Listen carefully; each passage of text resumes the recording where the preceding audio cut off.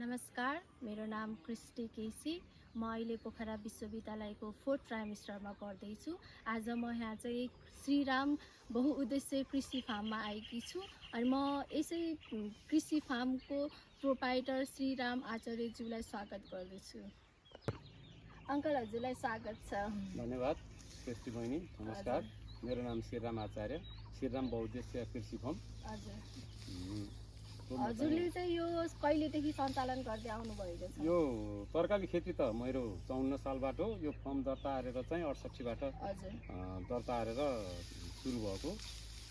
हजुरलाई चाहिँ यो तरकारी खेती गर्नको लागि चाहिँ कसरी प्रेरणा मिल्यो? मतलब मान्छेहरू एकदम धेरै कम्पिटिसन छ नि त अहिले त नेपालमा, एकदम धेरै वरिपरि जतासुकै तरकारी नै तरकारी छ। अनि त्यहाँ चाहिँ हजुरलाई चाहिँ यो चाहिँ कसरी प्रेरणा मिल्यो कि मैले यही तरकारी खेती नै गर्छु भन्ने चाहिँ कसरी मिल्यो हजुरलाई? मलाई चाहिँ पहिला चाहिँ सुरुमा चाहिँ हाम्रो यहाँ बहुमारामा चाहिँ गोडिमिला खेती हुन्थ्यो। गोडिमिला खेती हुँदा अरूहरूले चाहिँ धेरै धेरै गोडिमिला लगाएको देख्दाखेरि चाहिँ मलाई चाहिँ गोडिमिला खेती गरे नि हुने रहेछ भनेर म गोडिमिला खेतीबाट सुरु गरेको। अनि त्यहाँ पछि आएर यता आएको चाहिँ यो फर्म यतापट्टि खोलेको चाहिँ 68बाट हो। अनि यहाँ सुरु गरेपछि पहिला केरा खेती गरेँ। त्यसपछि चाहिँ तरकारीमा 2 वर्ष केरामा गरेको, राम्रो भएन। केरा सञ्चालन गरेको त्यति राम्रो भएन। यहाँ चाहिँ मालबु केरा लगाएको, मधेसको केरा नहुने रहेछ र अनि फेरि त्यसलाई चाहिँ चेन्ज गरेर तरकारी खेतीमा प्रवेश गरेँ। 71बाट बोरिङ, आफ्नै निजी बोरिङ खनेर पोखरी खनेर तरकारीमा प्रवेश गरेको। र तरकारी खेती गर्दा अब जागिर खाना भन्दा आफ्नै व्यवसाय गर्दाखेरि केही मात्रामा चाहिँ आफूलाई आम्दानी पनि राम्रो हुने, त्यो कारणले म यो पेसामा चाहिँ लागेँ। अहिले चाहिँ हजुरले चाहिँ यहाँ के उत्पादन गर्नुहुन्छ? यहाँ चाहिँ लगभग तरकारीका चाहिँ सबै किसिमका लहरे बाली र अरू चाहिँ साग बाली चाहिँ सबै हुन्छ मेरोमा चाहिँ। अनि विदेशीले खाने अहिले लेटेस्ट देखाउनु त सलाद सागहरू, सलाद आइटमहरू पनि उत्पादन हुन्छ, जसमा चाहिँ हामी चाहिँ लहरे बालीमा चाहिँ काँक्रो, घिरम्लो, करेलो लाइन्छ भने अरू चाहिँ जुगुने, फर्सी, अनि त्यहाँ त गएर चाहिँ प्याज, लसुन, साग, रायो साग, मार्फा साग, बन्दा काउली सबै किसिमका तरकारीहरू चाहिँ अनि लाइन्छ। यो चाहिँ तरकारी फार्म चाहिँ कति क्षेत्रफलमा फैलिएको छ? यहाँ हेर्दा चाहिँ टन्नै देखिरहेको छु मैले, एक्ज्याक्ट चाहिँ भन्न मिल्छ कि मिल्दैन? मिल्छ। हाम्रो यसमा चाहिँ यतापट्टिको यो बान्नाभन्दा यतापट्टि चाहिँ 8 रोपनी छ, उतापट्टिको चाहिँ 10 रोपनी छ र उता हाम्रो पुरानो घरतिर पनि छ, त्यहाँ 2-3 रोपनी छ। त्यसले गर्दा चाहिँ 20 रोपनी लगभग जग्गामा चाहिँ मैले यो तरकारी खेती सञ्चालन गरेको। अनि यहाँ चाहिँ यो तरकारीहरू लगाउनुहुन्छ नि जति पनि, त्यो तरकारी लगाउँदा हजुरले बिउ चाहिँ कहाँबाट लिएर आउनु चाहिँ यहीँ आफै उत्पादन गर्नुहुन्छ? बिउ चाहिँ हामी सबै चाहिँ उन्नत बिउ खरिद गरिन्छ। पोखरा, न्यू पोखरा एग्रोबाट ल्याइन्छ, कुनै कुनै उन्नतिबाट ल्याइन्छ, कुनै चाहिँ अरू हराभरा यिनीहरू जुन चाहिँ कृषिका चाहिँ जुन पसलहरू छन् तिनबाट ल्याइन्छ। कुनै कुनै यहाँ टिकाराम शङ्कर पुस्तकालय पसलय त्यो र अर्को चाहिँ बिउ बिजन शङ्कर बिउ बिजन पसल भन्ने छ, त्यसबाट ल्याइन्छ। अनि त्यहाँ आचार्यको पनि छ, त्यहीँबाट ल्याइन्छ हामीले बिउ बिजन। यहाँ यति धेरै तरकारीहरू गर्नुहुन्छ, यो तरकारीहरू गर्दा हजुरलाई कस्तो कस्तो समस्याहरू आइरहेको छ कि छैन? हाम्रो यो तरकारी गर्दा हाम्रो यो समस्या भनेको बर्खे गर्दा हाम्रो अब यो अहिले त टनेलको चाहिँ उ भइसक्यो। पहिला चाहिँ बर्खामा पानीले बिगार्ने, हिउँदमा चाहिँ हाम्रो सबभन्दा जटिल भनेको असिनाको डर हो। त्यही कारणले हाम्रो यहाँ चाहिँ असिना जालीहरू धेरै छ, त्यो हो खास चाहिँ। बजारलाई चाहिँ अलि असहज जस्तो छ, अरू कुरा त ठिकै छ। अब पानी चाहिँ आफ्नै भएपछि सहजीकरणै छ। मौसमले मतलब अब यो चैत वैशाख लगाएपछि त कस्तो हावाहुरी आउने हुन्छ यतातिर, यो लेखनाथ साइडमा चाहिँ मतलब एकदम धेरै ठाउँमा चाहिँ एकदम हावा लाउने, अनि त्यसपछि यो टनेलहरू उडाउने क्यार्ने गर्छ कि गर्दैन? गर्छ। पोहोरको वर्ष मेरो चाहिँ 4वटा टनेल उडाएको थियो, एउटा कुखुरा खोर पनि उडाएर लगेको। त्यसको नि हल्का इन्सुरेन्स थियो। इन्सुरेन्समा चाहिँ विभिन्न कागजपत्र चाहिने, कहाँ जाऊ कहाँ जाऊ, त्यो गर्दा झन्झटको कारणले पोहोर चाहिँ म त्यो इन्सुरेन्स चाहिँ बोलाउँदा नि छोडिदिएँ कि त्यो झन्झटको कारणले। आफूलाई पैसा तिर्दा मिनेटमा चाहिन्छ, उनीहरूले चाहिँ कुनै ब्याङ्किङ कारोबारबाट उनीहरूलाई पैसा चाहिहाल्ने, काम गरेर त्यो केही भयो, क्षति भयो भने त्यसको लिन जान चाहिँ महिनौ धाउनु पर्ने। किसानलाई चाहिँ यो चाहिँ असुविधा भएको हुनाले चाहिँ म त्यो छोडिदिएँ। अब आफैले छोडेको कुरो छोडेँ। भोलि चाहिँ क्या समयमा पनि सरकारले चाहिँ यस सम्बन्धी चाहिँ अलिकति सोचेर चाहिँ किसानलाई चाहिँ सहजीकरण गरिदियो हुन्थ्यो भन्ने लाग्छ। तरकारी यहाँ कति धेरै उत्पादन गर्नुहुन्छ होइन, अनि यो तरकारीहरू लगेर चाहिँ कहाँ बेच्नुहुन्छ? स्पेसली चाहिँ हामी चाहिँ पोखरातिरको त्यो मन्डीहरूमा बाघमाराको तरकारी आएको बाघमाराको भनेर कति धेरै किनिरहेको हुन्छ कि, किनकि म चाहिँ के छु भने बच्चैदेखि तरकारी किनेर खाने बानी हो नि त हाम्रो चाहिँ। मतलब हाम्रो घरमा चाहिँ बच्चैदेखि नै किनेर खाने, मतलब आफ्नो घरमा यति धेरै खेतीपाती नभएको कारणले गर्दा चाहिँ सबै कुरा किनेरै खानुपर्छ भन्ने चाहिँ छ कि मेरो दिमागमा चाहिँ, हाम्रो दिमागमा है, मतलब मेरो दिमागमा। अनि हजुरले चाहिँ अहिले कता कता बेच्नुहुन्छ? पोखरा भ्यालीमा मात्रै बेच्नुहुन्छ कि अथवा बाहिर पनि बेच्नुहुन्छ? हामीले तरकारी उत्पादन गरेको हामी चाहिँ यहाँ दिउँसोमा चाहिँ टिपिन्छ, बेलुका लगेर चाहिँ त्यो शान्ति वन पार्टीका पोखरा त्यहाँ लगेर चाहिँ कृषक स्टलमा लगेर बेचिन्छ। त्यहाँबाट मन्डीका गोदाममा पनि दिइन्छ र पोखरा महानगरपालिकाले सञ्चालन गरेको कृषि पसल पनि छ त्यहाँ बिरौटा, त्यहाँ पनि लगेर बेचिन्छ। चाहिँ यो पानीहरू रहेछ, कुवा रहेछ, यो पानी सिँचाइको लागि हो कि अथवा यहाँ माछा पाल्नु भएको कि अरू केही चाहिँ गर्नुभएको हजुरले? यो चाहिँ मैले नितान्त चाहिँ सिँचाइको लागि भनेर यो पोखरी खनेको, यसमा माछा पनि छ र यो माछाको यो पोखरीको पानी माछा हालेको हुनाले चाहिँ यो पानी पनि मलिलो हुनाले चाहिँ यो धेरै राम्रो भइरहेको छ। त्यो भएर पोखरी चाहिँ माछा प्लस चाहिँ सिँचाइको लागि, तरकारी खेतीको सिँचाइको लागि।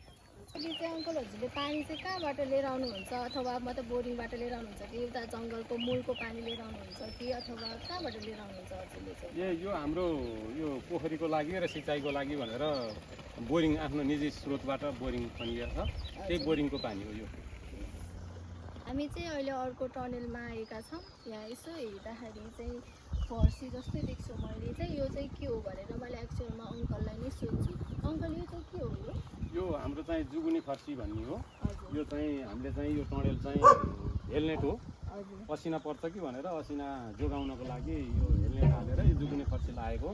यो जुगुनीलाई चाहिँ असिनाले चाहिँ मसिनो परे पनि यसलाई धेरै बिगार्ने भएको भएर पोहोरको वर्ष नै असिना आएको र त्यसैको लागि चाहिँ अहिले चाहिँ यो सेटको लागि चाहिँ हेलनेट हालेको जुगुनी फर्सी। यो बजारमा चाहिँ अब समयअनुसार ठिकै राम्रै माग छ। आज मैले चाहिँ लगभग 270 किलो लथेँ, त्यो बेचेर आएको। यो चाहिँ के हो अङ्कल? मैले चाहिँ यहाँ धनिया जस्तै देखिरहेको। यो चाहिँ सलाद आइटम, यो चाहिँ सेलरी भन्ने हो। यो सेलरी हो, त्यो चाहिँ पार्सली भन्ने हो, त्यहाँभित्र छ। यो सेलरी हो, यो चाहिँ सलादको लागि प्रयोग हुने साग हो। कस्तो राम्रो भइरहेछ कि लसुन पनि यहाँ, लसुन प्याज साग। अब हामी चाहिँ काँक्रोतिर जाने। यहाँ चाहिँ काँक्रा चाहिँ कस्तो राम्रो भइरहेछ काँक्रा पनि। अब यहाँ सोधिनु हजुर, यो चाहिँ कति लाउनु भएको अङ्कल हजुरले काँक्रा चाहिँ? काँक्रा चाहिँ लगभग 600 बेर्ना छ। यसमा चाहिँ लगभग 2 रोपनी जग्गा छ यसमा। यो प्लटमा, तल्लो प्लटमा चाहिँ 1-1.5 रोपनी जति छ। यो चाहिँ काँक्रा हो। यो लाइनमा चाहिँ हामीले लाइनमा लागेको छ काँक्रा, अनि करेला हालेर क्रस गरेर लागेको छ। यो काँड चाहिँ अहिले यो काँक्राको लागि थाक्रा हो। ए बिचमा चाहिँ करेला लगाएर साइडमा चाहिँ काँक्रा लाउनु भएको? हजुर, काँक्रा लागेको छ। अब यो काँक्रा फलेर सकिन्छ अनि करेला बढेर करेला झालिन्छ अनि 2 खेती हुन्छ क्या, मिश्रित खेती हो। कस्तो मजाको रहेछ। यो काँक्राहरू त हेर्दा चाहिँ मतलब अहिले फल्ने काँक्रा त होइन नि त, यो त 20 सिजनको काँक्रा हो नि त। अनि अहिले पानी परे छैन, खासमा काँक्रा खान त असार साउनतिर होला। अहिले चाहिँ यो कसरी उत्पादन गरिराख्नु भएको? मतलब यो कसरी भइरह अनि बजारमा कतिको डिमान्ड हुन्छ? यो चाहिँ काँक्रा चाहिँ यो खास चाहिँ यो बेमौसमी हो। यो भक्तपुरे काँक्रा हो। यो खास चाहिँ वैशाखको अन्तिमतिरबाट सुरु गर्दा राम्रो हुने हो। र हामीले चाहिँ अलि चाँडो निकाल्नलाई मूल्य पाइन्छ कि भनेर अघि प्रयोग गरेको। यो चाहिँ खास चाहिँ बजारमा चाहिँ राम्रो रेटमा जान्छ। यो काँक्राहरू चाहिँ बेसिजनको हो। अनि यो फुल्दै जाँदा, यो ठुलो हुँदै जाँदा चाहिँ हजुरलाई चाहिँ यहाँ के चुनौतीहरू आइरहेको छ अङ्कल? यो उत्पादन गर्दा अब यो बेमौसमी तरकारीहरूमा चाहिँ हाम्रो चाहिँ सबभन्दा मेन भनेको पानी नै गाह्रो हुन्छ। अब हामीले चाहिँ लाउनुपर्छ, आकाशबाट आउँदैन, लाउनुपर्छ पहिलो कुरो। दोस्रो कुरो रोग र किरा दुइटै लाउँछ। रोगमा चाहिँ भाइरस बढी मात्रामा देखिन्छ। किरामा चाहिँ झ्याउरे किराहरू चाहिँ विभिन्न किसिमका किराहरू लाउँछ नि। हामीले ट्र्याप राखिएको छ। यो झ्याउरेको लागि यो भोरी छ, झ्याउरे भरिसकेछ। यो चाहिँ ट्र्याप हो, फिरामेन ट्र्याप भनिन्छ यसलाई। जुन चाहिँ त्यो कान्छी भन्ने किरा जस्तै हुन्छ, त्यो चाहिँ झ्याउरे किरा हो, पहेँलो हुन्छ। फुलमा लाउने, फलमा यसलाई फलमा चाहिँ यसले पुवाल पार्छ सबभन्दा मेन। अनि अरू किराहरू पनि लाउँछ, त्यो पुत्लाहरू विभिन्न किसिमको लाउँछ। यसलाई चाहिँ यो मौसममा गाह्रो छ उत्पादन गर्न, त्यो भएर महँगो पनि बिक्ने हो। यति धेरै एरियामा चाहिँ हजुरले हजुरको कृषि फार्म लगाउनु भएको रहेछ। अनि हजुरले चाहिँ यो हजुर आफैले एक्लैले काम गर्नुहुन्छ कि अथवा अरू पनि काम गर्नको लागि मान्छे राख्नु भएको छ हजुरले? हाम्रो चाहिँ परिवारले प्लस 2 जना स्टाफ हुनुहुन्छ। हजुर एउटा मासिकमा एउटा चाहिँ दैनिकमा हुनुहुन्छ। हजुर अनि आवश्यक परेको खण्डमा चाहिँ ऐपछि चाहिँ धेरै चाहिएको बेलामा अरू पनि दैनिकी पनि बोलाइन्छ। ए हजुर। त्यही छ हाम्रो। अनि हजुरले चाहिँ यो कति जति इन्भेस्टमेन्ट गर्नुभयो होला यो टोटल यति धेरै तरकारीहरू लगाउँदाखेरि? अहिले मासिक कि अहिलेको सिजनमा? अहिलेको सिजनमा। अहिलेको सिजनमा लगभग मेरो चाहिँ यो तरकारीको लागि लगभग 2 लाख भन्दा माथि लगानी भएको छ अहिले। हजुर। र वार्षिक रूपबाटै भन्दाखेरि चाहिँ वार्षिकमा चाहिँ हाम्रो चाहिँ 4 लाख 5 लाख रुपियाँ लगानी हुन्छ टोटल लगानी। र यो फर्म सञ्चालन गर्दा हाम्रो चाहिँ यो सुरुबाट यो फाउन्डेसनदेखि त सबै चाहिँ लगभग 25-30 लाख रुपियाँ चाहिँ यसमा लगानी भएको छ। हजुर आफैले गर्नुहुन्छ कि अथवा छोराछोरी अथवा अरू कसैको सपोर्टबाट गर्नुहुन्छ कि? हामी 2टा बुढाबुढी दिदी हुनुहुन्छ अनि छोरी छोराबुहारी पनि यहाँ चाहिँ आउनुहुन्छ। हजुर। सबैजनाको चाहिँ हाम्रो मिलोमतले गरिन्छ। आज हजुरको फार्ममा आएर हजुरको कार्य मेहनत र उपलब्धिहरू नजिकबाट बुझ्ने अवसर पाउँदा म अत्यन्तै खुसी छु। यस फार्मले कृषि क्षेत्रमा गरेको योगदान साँच्चै प्रेरणादायी छ। यहाँ उत्पादन गरिने विभिन्न प्रकारका तरकारीहरू हरियो प्याज, लात साग, हरियो लसुन, काँक्रो, जुकौनी, धनियाँ, पुदिना जस्ता स्वास्थ्य खाद्य सामग्रीले स्थानीय समुदायलाई गुणस्तरीय तथा सुरक्षित खाना उपलब्ध गराइरहेको छ।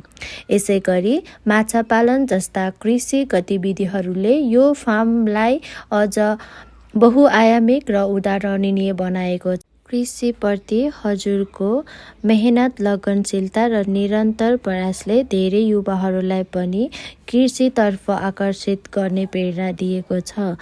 विशेष गरी हजुरको सरल मित्रवन र सहयोगी व्यवहारले यहाँ आउने सबैलाई सकारात्मक अनुभव दिएको छ। कृषि क्षेत्रमा यस्तो समर्पण र मेहनत देख्नु वास्तवमै गर्वको कुरा हो।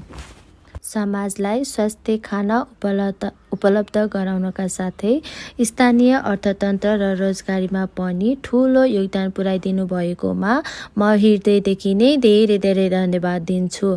अन्त्यमा यहाँको समय, अनुभव र जानकारी हामीसँग गराइदिनु भएकोमा फेरि एकपटक हृदयदेखि नै हजुरलाई धेरै धेरै धन्यवाद।